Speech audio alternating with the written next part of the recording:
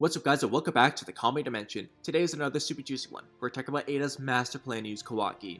Yes, I know she's always talking about making love with Kawaki, but what is she really after? Because I'll be honest, I think Eida's a lot like Amado, which means Eida's a slimy sussy pocket too. And you're gonna see why. Now you might be asking why I think this is the case. Why? You ask, why? But it's pretty simple. Eida's actions just don't really make much sense, and it leads me to asking so many questions, and just to make it overwhelmingly obvious that Eida is sus, I'm gonna ask you all of those questions. Before I do that though, I know most of you guys are not subscribed, so what are we doing here? Support the channel and my work ethic, and just subscribe to the channel right now, and get this video to 1,000 likes in 24 hours, and then I will get you guys an extra video this week covering the chapter spoilers, even though they came out late this month. I would really appreciate the support. But if you can't be bothered to press a button that costs you nothing, well then I'm not gonna lose sleep making an extra video. Now then, let's get to questioning Eida. Why is she so fixated on killing Amado the moment she gets a chance? Wouldn't Amado be the perfect person to get rid of Eida's love ability? So why not ask Amado to remove the ability? If her motives were really just to date Kawaki, then she could pretty easily become an ally of Amado in the Leaf Village, so he and the Leaf shouldn't have a problem with Amado removing one of Eida's most dangerous abilities. So why not have Amado get rid of the ability instead of just killing him, or at least remove the ability first? Sure, she hates Amado a lot, but why not get rid of the ability first and then kill him after? Eida also moves really strangely for someone who only wants Kawaki to be her boyfriend. Why not just go talk to Kawaki herself? Why does she need Code to steal him for her? Maybe she's lazy, but it just seems very counterproductive for this supposed goal of hers. Why not just say, hey Code, send me and Damon to the Leaf Village and we'll go get Kawaki and Boruto for you, and then just ditch him. It's not like Code can kill Eida anyway, right? So that's kinda odd. Speaking of Eida and Code's relationship, why is this so damn weird? Why does Eida always withhold information like Amado does and only tell Code the minimum amount necessary at any point in time? Eida is definitely an unreliable narrator, just like Amado. And also, why is she supposedly just fine and dandy with Code's plan to grow a chakra root and devour the planet? If her goal is to date Kawaki, wouldn't she also want to live a normal life with him? What's her plan for after Code destroys the planet? Yes, I know she says she's allied with him from a business standpoint, but their goals just sound so conflicting. And I know Code is dumb and all, but why hasn't that crossed his mind at all either? Their alliance is just weird. She wants Code to help her and says she'll help him in exchange, but she goes on and on about how she and Damon will kill him if Code fails to do his job. If they're this powerful, why does she even need Code's help to begin with? And why is Eida more concerned with Code being obedient than she is with his actual motives and plans? Obviously we can tell Eida plans to betray Code, but the alliance is still strange. Why does she actually want Code's help? Also, why is Eida so fixated on Kawaki over Boruto? It would make a lot more sense for Code to feed Kawaki to the Ten Tails and have Eida date Boruto, since Boruto is way more open-minded, friendly with strangers, and probably a lot easier to date than Kawaki is, and Boruto is also an Atsuki which Code worships, while Code absolutely hates Kawaki.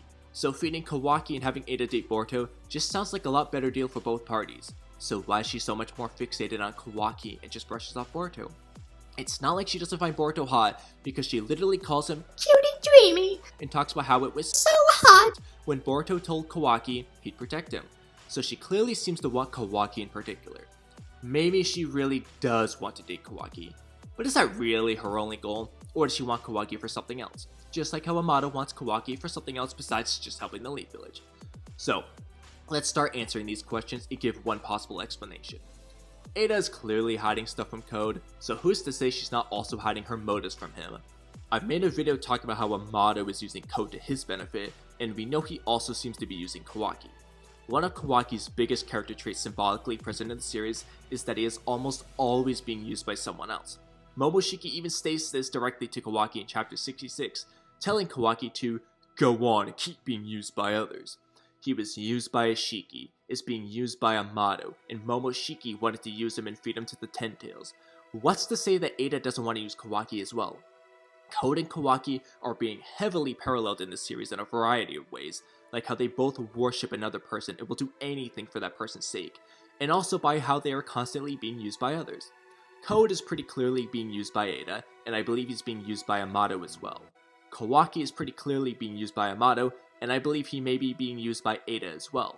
Eida and Amado are so similar, and I think they might both be using both Code and Kawaki. If you ask me, Eida seems fixated on Kawaki a lot like Amado does, So why might that be? Seriously? You asked why? Let's dive deeper. How did Eida end up in Kara anyway? As far as we know, everyone in Kara joined willingly except for people like Kawaki for the karma experiments, who aren't really Kara members anyway. Eida seemed very informed about Ishiki, the Ten Tails, Divine Tree, and Chakra Foods, and she's also supposedly way stronger than the other inners, let alone the outers, so it seems like she might have been an inner member before she was ordered to be disposed of, and Damon probably was too, just because he's Eida's sister. Now, we know that all the inner members of Kara knew that Kara's goal was to grow a Divine Tree and Chakra Fruit, and in return, Jigen would grant them a wish, and that would explain why she doesn't really mind Code's plan to devour the planet and grow a Chakra Fruit, since her original goal was going to require that to happen anyway.